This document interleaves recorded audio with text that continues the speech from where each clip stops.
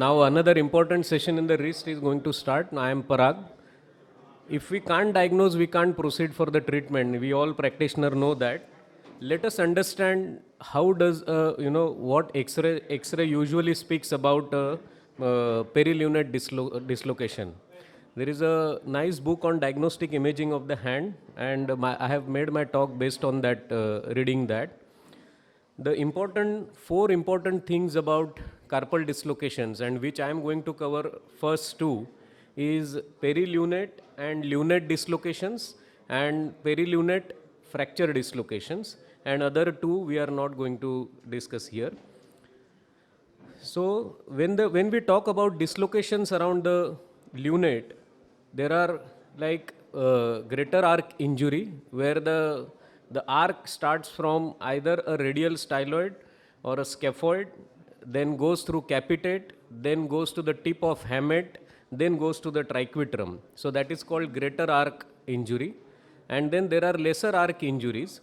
Usually it involves only radial styloid and ulnar styloid fracture. And the mechanism of force that traverses between the capitate and lunate. So these are the two important arc that we should try to see on the wrist posterior anterior view X-ray. Then as we understood that when we are dealing with the finger fracture, lateral X-ray of the finger is mandatory. Same goes here. When we are dealing with the wrist fracture, proper wrist posterior anterior view and lateral view is extremely essential to diagnose, not even to diagnose, to miss out any important injury. So these are the standard, position of a patient to keep the hand when we are talking about AP and lateral X-ray. Now, the stability of the wrist is based on alignment and interrelationship of the carpus, and there are three important principles of Gilila that usually we see in posterior anterior view. Number one is arc, second are spaces, and third is parallelism. So we need to see these three things on posterior anterior view of X-ray when we are talking or when we are thinking about managing perilunate dislocations. So what do we mean by arc? So arc means a line drawn from a proximal part of the proximal carpal row. That is one line. Second line is drawn from a distal part of the proximal carpal row, and third line is proximal part of the distal carpal row. If you see any disturbance in this line, that means there is a problem in the carpus. Apart from arcs, so these are the three lines that we see. Then there are spaces.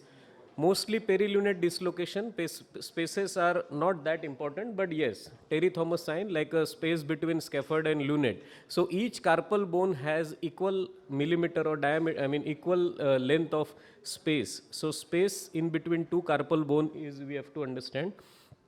And third thing, important thing is parallelism. So usually it is seen in scaphoid and lunate. So if there is a loss of parallelism, then there is a possibility of having injury into the carpus. So these are the three principles of Gilila that we should understand: arcs, spaces, and parallelism. Then what do we see on lateral view? So we have to see the alignment of radius, lunate, and capitate axis, and if possible the third metacarpal in the same length. So this is the distal radius, this is the lunate, and this is the capitate. Usually they are aligned in a straight line.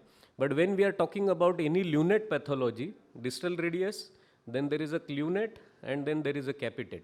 So lunate is out or capitate is out in the relation. So this is the thing that we should, this is what, now here capitate and radius, they are probably aligned, and lunate is out in the picture, that means it's a lunate dislocation. And when we see a perilunate dislocation, so this is the normal alignment of a carpus in lateral view. So when we talk about perilunate dislocation, there is a distal radius and there is a lunate, and capitate is out. So that is a perilunate dislocation. Here again, what we have to understand is axis between the radius and lunate and capitate. Then I would like to talk about four important case scenarios when we talk about the radiology. We either deal with the perilunate fracture dislocation, perilunate dislocation without fracture, simple lunate dislocations or dislodgement of the proximal row in distal forearm. How do we see that in X-ray? So perilunate dislocation without a fracture, where in a PA view, the triangular shape of the lunate, usually lunate is not in triangular shape. Okay, if we see a triangular shape of the lunate, and if you see that is overlapping with the capitate, that means there is a problem in lunate or perilunate dislocation. Then you have to again see a space between scaphoid and lunate, then loss of parallelism, and disturbs arc of Gilila. So these are the important posterior anterior view X-ray findings. And on the lateral view, we have to see whether the lunate is in alignment with the radius and capitate or not. So this is a perilunate dislocation without fracture. When we think about, or when we want to diagnose a perilunate dislocation with fracture, either we are talking about a distal radius, radial styloid fracture, or a scaphoid fracture and capitate fracture, or ulnar styloid, where the mechanism of force is transmitted. It's a Mayfield concept, which theoretical discussion I would not like to go, but here what we see is a disturbed arc of Gilila. Okay, and we also see a ulnar styloid fracture. So here the mechanism of force has gone through transscaphoid, capitolunate, then perilunate, and then through the ulnar styloid. So this is how the the mechanism of force has been traveled. So this is distal radius, lunate, and this is the capitate. So this is a perilunate dislocation. Now another important case, sometime you don't see a fracture in the scaphoid, but you see a fracture in the distal radius. This is a lesser arc injury, where there is a transradial styloid fracture, and you see a disturbed arc of Gilula, where the scaphoid, capitate, and ulnar styloid is intact. Okay. Now the last case scenario we usually see is dislodgement of proximal row in the distal forearm. This is extremely high velocity trauma. Usually they may have associated injuries, and on X-ray we sometimes see, we either label them loose pieces of bone. They usually have, sometimes if they are conscious and well oriented, they may land up with the carpal tunnel syndrome. They may have symptoms of carpal tunnel syndrome. So don't miss out these X-rays also.